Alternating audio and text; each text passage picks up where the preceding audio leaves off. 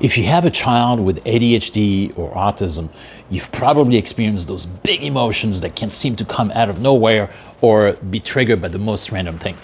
One moment, your child is laughing and playing, and the next they're overwhelmed, crying, or angry. It can be so confusing, exhausting, and it can leave you feeling like you're walking on eggshells, constantly trying to prevent a meltdown. What can also be overwhelming is not knowing how to best address this outburst. So I want to share my perspective on this topic and give you a starting point.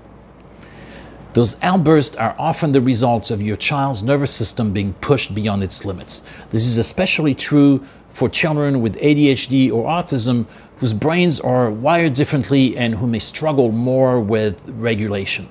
So let me share an example. I worked with a mom whose 5-year-old daughter, Sophia, loved exploring new activities. Sophia was full of energy and excitement, but her fun would often spiral into a meltdown. She'd start throwing things, crying, or hitting herself for no apparent reasons. Mom was at a loss. How could something so enjoyable turn so quickly into something so stressful? Together, we discovered that her daughter was getting overstimulated.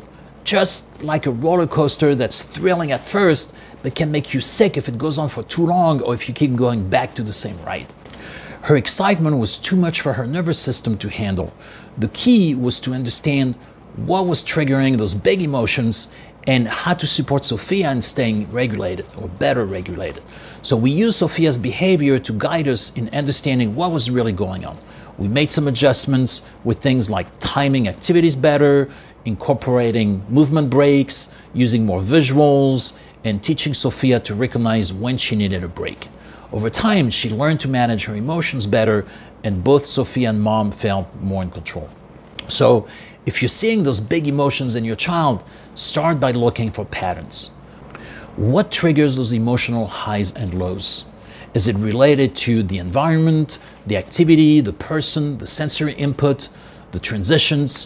What drains your child's regulation tank and what fills it back up?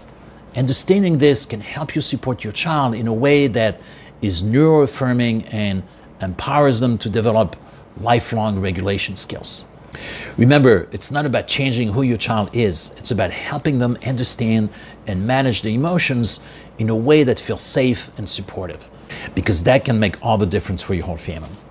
I'd love to hear your thoughts on this.